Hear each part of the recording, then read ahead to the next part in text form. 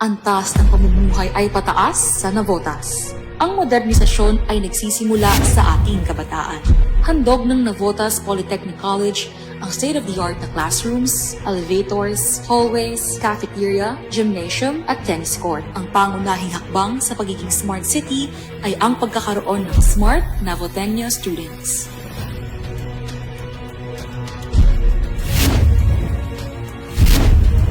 Tuloy-tuloy rin ang improvement sa mga elementary at high school ng Navotas. Mula Wawa Elementary School, Kaunlaran High School, at North Bay Boulevard Elementary School, ang bawat classroom ay training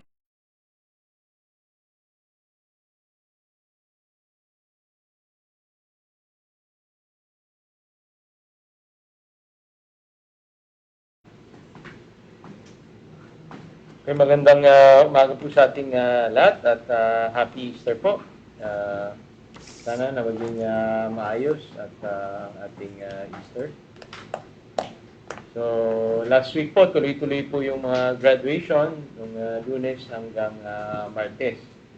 So, total po ng graduation po, 25 graduations po. So, congratulations po sa lahat ng mga nag-graduate ng elementarya at high school. Sana patuloy po tayong mag-aral. Marami pong oportunidad para mag-aral po. At siyempre, todo suporta ng ating pamalang lungsod. So, congratulations sa mag-aral, sa ating mga estudyante, sa ating mga magulang at sa ating mga guro. So, maraming salamat rin po sa mga kasama po natin dun sa paghahanda at pagbabantay sa seguridad ng ating Holy Week 2026. At maraming salamat rin kay Sir Mike from Australia. So, galing rin tayo dun kanina. Sila yung grupo ng Untrash the Planet. So, naka 11 days na po sila naglilinis dyan sa likod ng sementeryo at sobrang daming basura po. So, 80,000 kilos po. So, 80 tons ang sa ngayon nakokolekta po dyan. Siyempre, pag high tides, dyan sumasampay yung lahat ng basura. At hindi na po pumapasok doon sa dike po natin. Pero naipon po dyan. Kaya, yan, tulong-tulong po kasama ng Untrash the Planet, mga volunteers po natin, mga kasamahan po natin sa street sweeper at yung mga Estero Rangers. Maraming salamat rin po. At syempre sa barangay rin po. Nakakatuwang rin po dyan. Tumulong rin po. So high tide alert.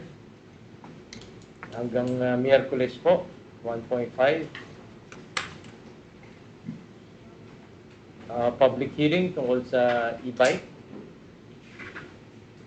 At paalala yung mga sports camp po natin mula April 16 hanggang 30. Public advisory, PSA, e-certificate service.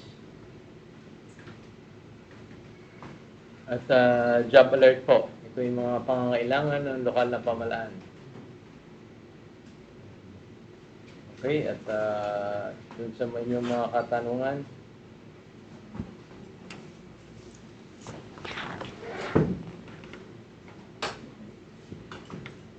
pwede po bang ilagay ang tupad sa cleanup para may magagawa naman? So, yun naman talagang ginagawa ng tupad po. Kung merong tupad. Pero sa ngayon, wala pa naman pong ulit na tupad. So, yung tupad po kasi, halos 10 araw lang po yan. Okay, so yung street sweepers po natin, yung regular. Pero tama po kayo, mas maganda sana, kung wala naman magtatapon ng basura, wala naman po tayong lilinisin.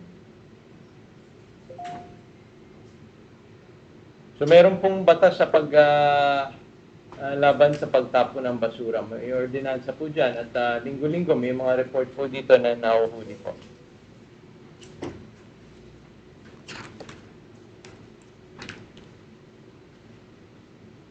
Ano pong kasalukuyang ginagawa ng local government sa clean up So tuloy-tuloy naman po yung clean up po natin sa iba't ibang lugar. Hindi lang po dito sa San Jose, sa C4 po, doon sa Tansa, tuloy-tuloy rin po.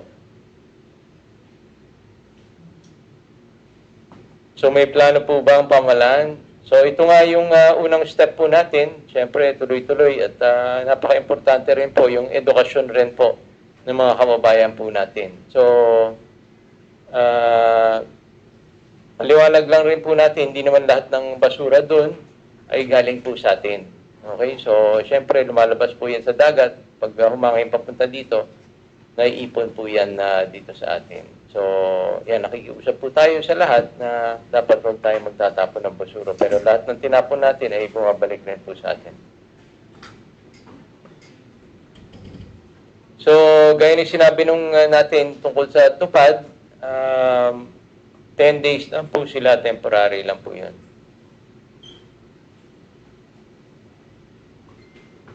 So, may programa po ba ang lokal na pamahalaan? So, meron po tayong street sweepers. So, araw-araw po yan.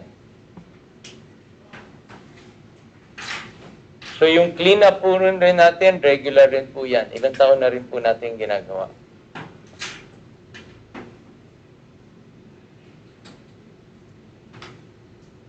Open ba ang wellness animal bite?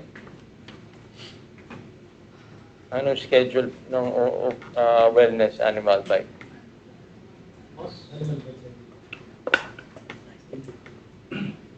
Magandang umaga po. Opo, open naman po ang Dakotas Animal Bite and Treatment Center. 8 a.m. to 5 p.m. po ito, Monday to Friday po. May libreng bakuna po ba para sa aso? Meron naman po tayo, pero currently po kasi ang ating doc po ay currently on leave. So, pagbalik na lang po yung ating free anti-vaccine. Kailan babalik? April 10 po. Okay. So, open ba ang CHRDO? Yes, open po ngayon.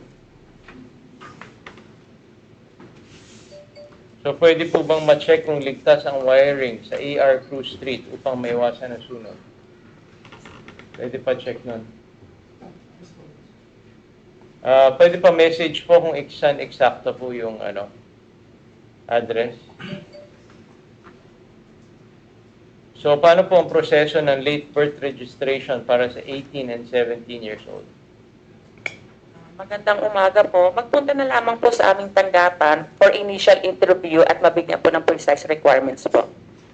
Pasok po ba sa PWD ang malabong mata? Boss, yung ano po kasi natin, pagka malabo po ang mata, kung hindi po ito corrected using po yung lens, katulad ng salamin or contact lens, kung hindi po maibalik dun sa normal vision niya, pwede po ma-consider na disability pa rin na kailangan po, pwede pong bigyan ng, ng disability ID. Pero kung corrected po, sa pamamagitan po ng paggamit ng salamin or contact lens, nag-normal na po yung vision niya, hindi na po siya mako-consider na may disability. May available po bang graduate school scholarship program o pamahalaan? Meron po. Ito po yung sa mga teacher po natin. So, may available po bang trabaho? Kaka-announce lang po namin yung mga opening dun kanina. So, sa HR lang po ipapasa po yung mga application. Tumatanggap naman po ng walk-in.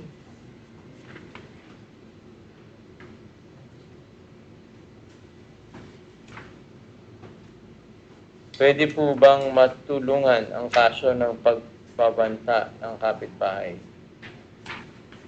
So, punta lang po kayo doon sa pwedeng PAW, pwede sa PAW, para makapag-consulta po kayo.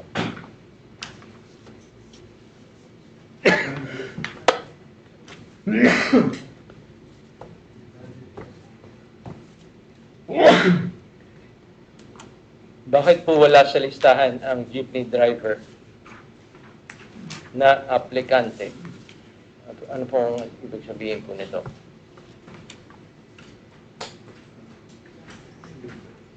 Aplikante.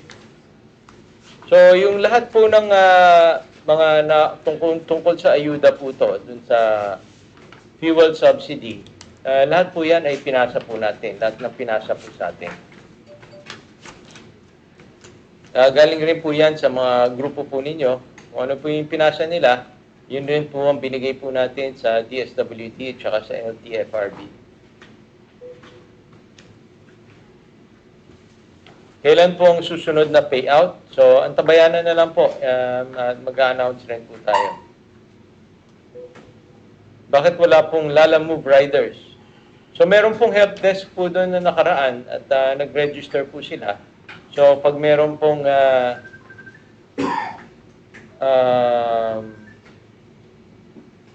schedule, sabihan po namin kayo. Pwede po bang magpalista sa ayuda kung hindi na isama sa listahan? Depende po kung anong grupo po kayo. Kasi iba-iba po yan. May tricycle, natapos na rin po yung deadline po niyan.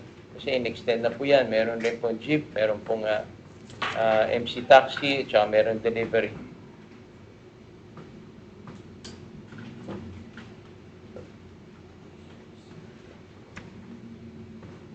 Bakit wala sa listahan? Taxi driver. So lahat naman po ng nag-apply, tinanggap po natin at pinasa po natin. Baka hindi lang nasama dun sa una. Ano pong update sa PUV driver? So nakapagbigay na po tayo dun sa unang batch at dun sa mga naghabol po ay pinasa na po natin yan. Pwede po bang kumuha ng temporary national ID sa City Hall? Hindi po nag-i-issue ang City Hall at Civil Registry ng National ID. Kung kayo po ay nakapagparehistro na, pwede po kayong kumuha ng digital ID sa egov.com po. Nag-start na po bang mag-text ang LGU para sa natanggap sa SPES?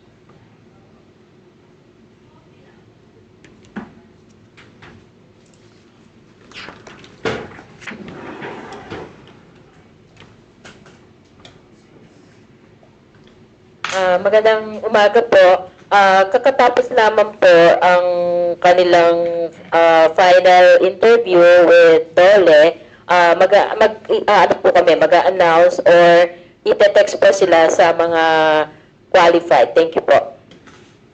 Open po ba ang PAO ngayon at anong oras po ito nagbubukas? Open po yun. 8 to 5 po yun.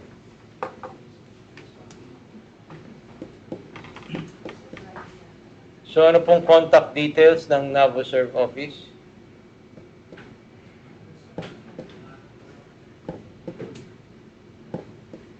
So may message na lang po natin. So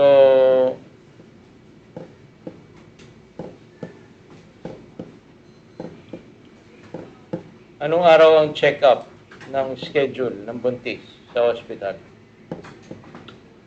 Araw-araw naman po ay open po ang ating OPD para sa prenatal check-up po ng mga buntis. At the same time, meron din po tayong online consultation. Salamat po. So ano pong requirements para sa senior high school enrollment?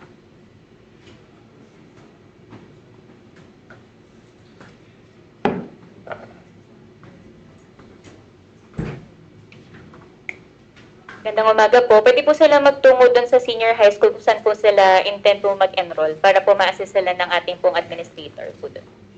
Open po bang COMELEC ngayon? Yes, open. City Hall, yes. Nandito po kami. Open po. Paano po kumuha ng PSA document?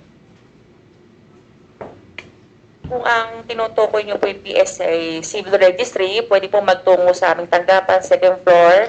Dito po sa City Hall, birth certificate, marriage and death is 195, and Senomar po is 250 per copy. May bayad po ba ang pagkuha ng marriage certificate? Yes po, kasi binabayaran din po natin sa PSA, 250 po per copy. Okay, sa PSA po yun bayad. Opo.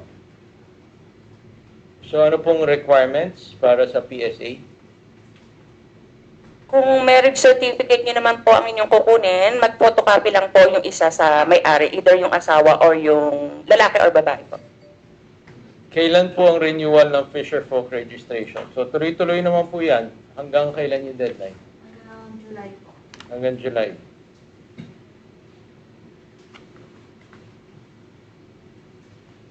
Pwede po ba mag-submit ng requirements kung first year and kahit second year? Ano kaya to? Sa CHED.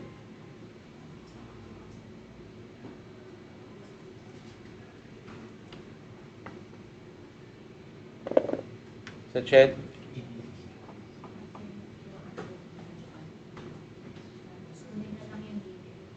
Kunin na lang po namin yung details po. So, traffic sa San Roque, kahapon pa yata itong mensahe na to. Paano po mag-register ng QR code sa Navo Registro? Morning po, boss. Maaari pong magsadya po sa nasa sapupang barangay or kung malapit po sa City Hall, magsadya lang po sa ICTO. Pagdala din po ng valid ID. Thank you po. Okay, paano po mag-apply ng PWD ID?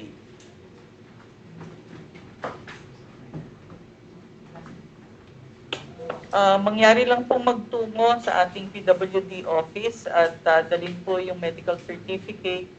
Depende po sa disability na ina-apply po. May available po bang summer camp para sa track and field? Yes po, meron po tayong available sa sports camp. Under athletics po yung track and field na hinahanap po nila. Paano po mag-enroll sa driving course ng TESDA?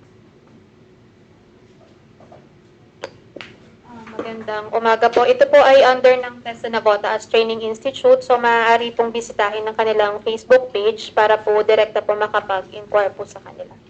Open po ba ang OSCA ngayon? Yes, open. Kailan ang schedule ng power interruption? Wala pa naman pong announcement tungkol doon sa schedule po. Kung meron. Okay, so meron pa po ba? Ito. Kailan ang first quarter monthly cash subsidy sa mga solo parents? Ngayong buwan, sir. Ngayong April. Okay. So wala po bang update sa IDSAP?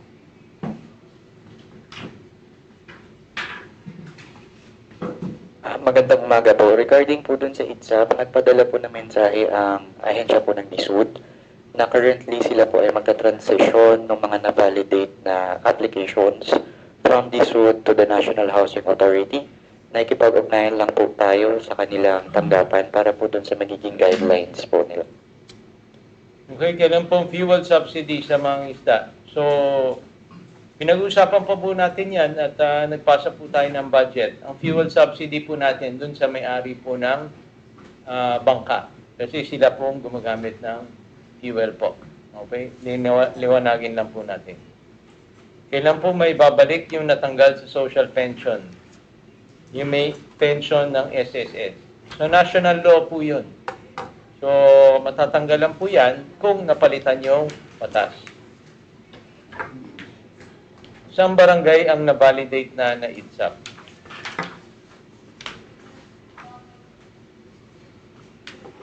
Magandang umaga po ulit. Lahat po ng barangays na nag-apply po for the IDSAP ay tapos na po for validation. At kung mangyari po na hindi po kayo nakapunta sa inyong schedule, ay magpunta lang po sa tanggapan namin sa City Planning and Development Office para po dun sa mga further information po. Kailan ang medical assistance batch 3?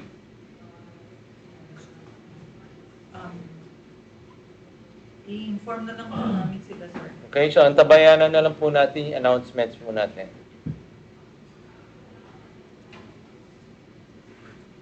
So, saan merong ayuda para sa pamilya na anak nila nasa UAE? Okay, so hintayin na lang po natin yung iba pang dagdag na mga tulong. Okay, so nakikipag-ugnayan po tayo sa national government po. At syempre kinukuha po natin yung mga datos po natin para malaman kung sino yung talagang kailangan bigyan ng tulong.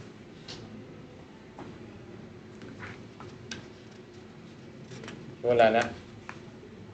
Okay, so wala na po. Maraming salamat sa ating lahat at magandang Monday po sa ating lahat.